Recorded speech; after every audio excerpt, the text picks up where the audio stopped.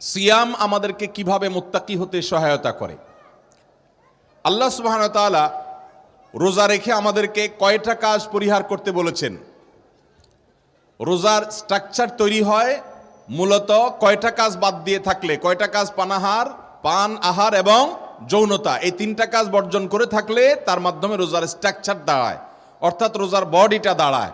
রোজা এটা বলা যায় যদি কোনো ব্যক্তি শবে সাদিক থেকে নিয়ে সূর্য অস্ত যাওয়া পর্যন্ত এই পুরো সময়টা পান আহার যৌনতা এই তিনটা জিনিস যদি সে বর্জন করে চলে, তাহলে সেক্ষেত্রে এই পুরো সময় জুড়ে এই তিনটা জিনিস থেকে সে নিজেকে যদি বিরত রাখতে পারে, এর মাধ্যমে সে রোজাদার, সে সিয়ামকারী, সে সায়েম, সে সওম পালনকারী ব্যক্তি হিসেবে বিবেচিত হবে। যদি কেউ দিনের বেলা খেয়ে ফেলে কিংবা পান করে কিংবা স্ত্রী সহবাস করে ফেলে, তাহলে সেক্ষেত্রে এই ব্যক্তিকে রোজাদার বলা হবে না। তার মানে রোজাদার হতে হলে এই তিনটা জিনিস পরিহার করতে হয়।